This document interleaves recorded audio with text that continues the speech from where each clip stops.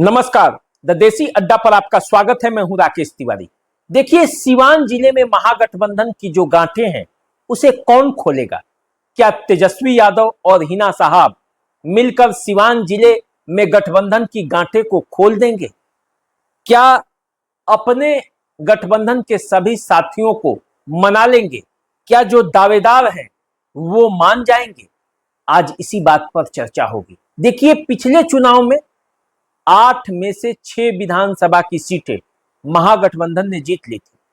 महाराजगंज और सिवान, ये 2 विधानसभा क्षेत्र ऐसे थे जहां काफी कम वोटों के मार्जिन से आरजेडी और कांग्रेस ने जीत हासिल की। महाराजगंज से कांग्रेस जीता और सिवान से आरजेडी। लेकिन इस बार लड़ाई कठिन है, क्योंकि टिकट की जो दावेदारी है और टिकट को लेकर जो गठबंधन के अंदर गांठें पड़ रही हैं, जो नेताओं के अंदर गांठें पड़ रही है, उसे कौन खोलेगा? सिवान जिले में आप जानते हैं कि आरजेडी की राजनीति में हिना साहब महत्वपूर्ण है, क्योंकि एक बहुत बड़ा वोट बैंक हिना साहब के इशारे पर इधर से उधर हो जाता है।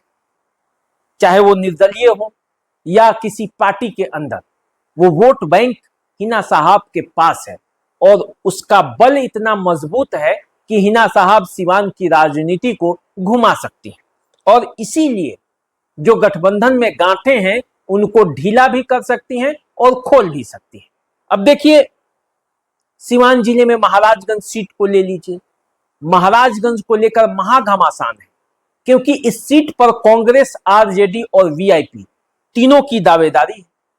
वीआईपी के उम्मीदवार नीतीश द्विवेदी का कहना है कि मुकेश सहनी इस सीट के लिए किसी से भी लड़ सकते हैं।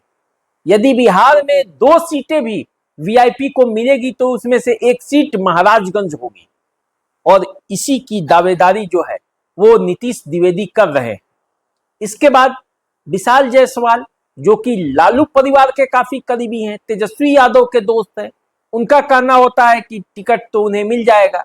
वो लगातार क्षेत्र का भ्रमण कर रहे हैं, मतदाताओं के बीच जा रहे हैं, मतदाताओं से वादा कर रहे हैं। तो ऐसे में घमासान तो वीआईपी और आरजेडी के बीच भी है। तीसरी पार्टी जो कांग्रेस है, उसकी दावेदारी तो सबसे मजबूत है, क्योंकि उसी के विधायक हैं यहाँ पे विजय शंकर दुबे, और विजय शंकर दुबे का संपर्क जो है वो केंद्र स्तर पर बड़े बड़े नेताओं से है। केंद्रीय नेतृत्व के पास सीधा पहुंच है, मजबूत पकड़ है। जनता पर चाहे जितनी भी पकड़ हो, लेकिन पार्टी पर विजय शंकर दुबे की पकड़ मजबूत है।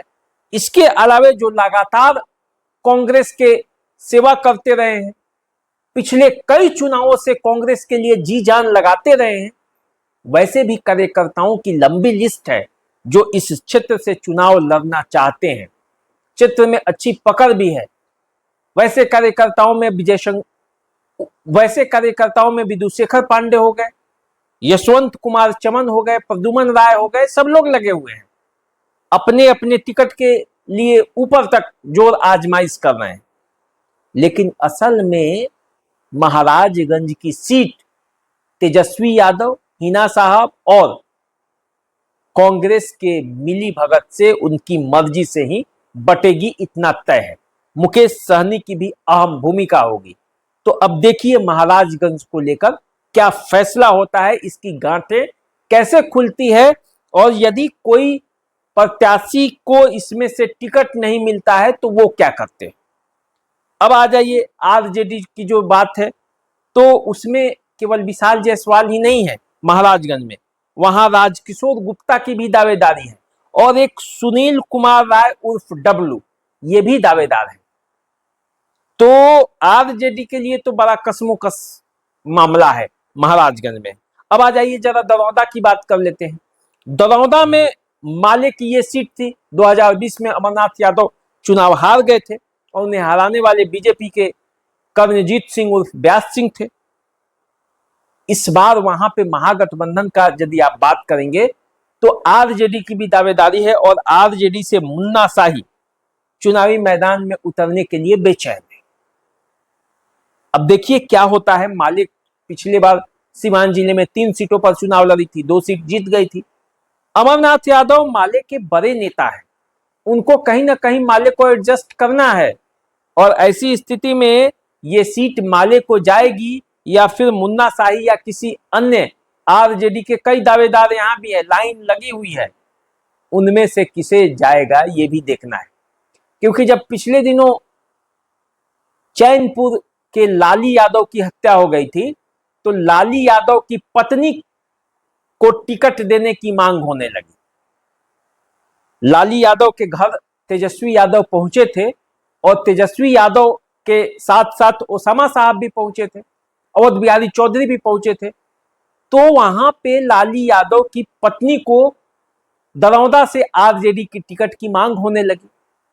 तो देखिए, दावेदार तो कई हैं, लेकिन टिकट किसे मिलेगा, गठबंधन की जो गांठें हैं उसे खोलकर किसे टिकट दिया जाएगा, ये आने वाले समय में पता चलेगा। अब देखिए, बरहरिया में आरजेडी की सिटिंग सीट है, बच्चा पांडे यहां से विधायक है, लेकिन दावेदारी अरुण गुप्ता भी कर रहे हैं, दावेदारी लीलावती गिरी की भी है। लीलावती गिरी तो कर रही हैं कि हिना साहब ने उनका टिकट फाइनल कर दिया है। 1 दर्जन मुस्लिम उम्मीदवार भी हैं जो कहीं ना कहीं से हिना साहब से कनेक्टेड है, टच में है। तो हिना साहब की बरहरिया की टिकट में महत्वपूर्ण भूमिका होने वाली है। बच्चा पांडे की भी दावेदारी है कि उन्होंने राजद के लिए जी जान लगाया है, हिना साहब के लिए भी काम किया है, तो टिकट उन्हें ही मिलना चाहिए। अब देखिए बरहरिया में क्या होता है। अब आ जाइए जरा सीवान में भी पेच फंसा है, पेच छूटा नहीं है। कहने के लिए कहा जा रहा है कि अवध बिहारी चौधरी को टिकट फाइनल हो गया है, अवध बिहारी चौधरी घूम भी रहे हैं, लेकिन जीवन यादव भी बैठे नहीं हैं। आरजेडी में ज्वाइन करने के बाद जीवन यादव लगातार क्षेत्र में संपर्क में है, और कहा जा रहा है कि ओसामा साहब और हिना साहब का उन पर हाथ है। तो ऐसी स्थिति में सिवान की सीट भी अभी आप उसको फाइनल मानकर मत चलिए। हालांकि अवध बिहारी चौधरी बड़े नेता हैं, आरजेडी के संस्थापक सदस्यों में एक है। लालू प्रसाद यादव, राबड़ी देवी, तेजस्वी यादव, सबसे उनका सीधा संबंध है, घरेलू संबंध है। लेकिन यदि टिकट की बात होगी तो एक बार जीवन यादव के नाम पर भी विचार हो सकता है, क्योंकि जीवन यादव भी क्षेत्र में घूमना शुरू कर चुके हैं और ओसामा साहब के साथ भी घूम रहे हैं। तेजस्वी यादव जब चैनपुर में आए थे तो वो बढ़ चढ़ कर हिस्सा लिए। तो देखिए क्या हो रहा है सीवान की राजनीति में, ये समझने वाली बात है। अब आइए गोरिया कोठी, यहां भी पेच फंसा हुआ है। कांग्रेस इस सीट को मांग रही है, लेकिन आरजेडी की दावेदारी है। पिछले चुनाव यहां से नूतन वर्मा लड़ी थी, इस बार उनके बेटे हनी वर्मा की दावेदारी है।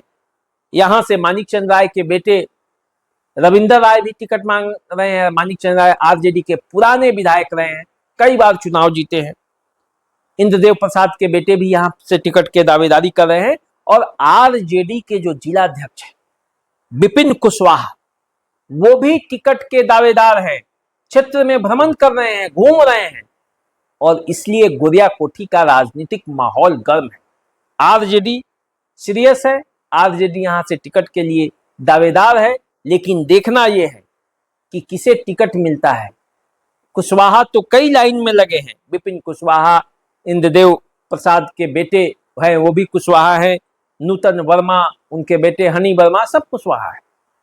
लेकिन टिकट किसे फाइनल होगा ये आने वाले समय में पता चलेगा। देखिए दरौली और जीरादेई, ये 2 सीटें तो माले के लिए कंफर्म है, क्योंकि यहां से उसके सिटिंग विधायक है। आरजेडी इसको छेड़ेगी भी नहीं। रघुनाथपुर से ओसामा साहब का चुनाव लड़ना तय है। वहां से जो आरजेडी विधायक थे उन्होंने अपनी पगड़ी उतार कर ओसामा साहब को पहना भी दी है। तो ये 3 सीट जो है सिवान में कंफर्म है, लेकिन बाकी के 5 सीटों पर गठबंधन में भी गांठ है, प्रत्याशियों के दिलों में भी गांठ है। उन गांठ को खोलने के लिए तेजस्वी यादव और हिना साहब को विशेष प्रयास करना पड़ेगा। मुकेश सहनी को भी समझना पड़ेगा, समझाना पड़ेगा, देखना पड़ेगा कि ये सीट कहां जाता है। तो ये सिवान जिले की जो महागठबंधन की सीटें थी, 8 सीटों का पूरा समीक्षा जो था मैंने आपके सामने रख दिया। ताजा स्थिति यही है पार्टियों के अंदर प्रयास चल रहा है, फैसला जल्द आने वाला है, क्योंकि कांग्रेस भी दिल्ली में बैठक करके सब निर्णय पर पहुंच चुकी है। वीआईपी ने भी अपना मन बना लिया है। पार्टी सीट शेयरिंग पर कई दफा बातें हो चुकी हैं। अब फाइनल घोषणा का इंतजार है। आखिर कैसे पार्टियां आपस में सामंजस्य बनाकर घोषणा करती है, ये देखना बाकी है। तो चलिए, आप राजनीति की हर अंदर की बात समझने के लिए, सारण प्रमंडल की राजनीति की एक एक बात जानने के लिए, बिहार की राजनीति के समीकरण को समझने के लिए हमारे साथ बने रहिए, देखते रहिए द देसी अड्डा। चैनल को सब्सक्राइब कर लीजिए, फेसबुक इंस्टाग्राम पे में फॉलो कीजिए। अभी दीजिए इजाजत, नमस्कार।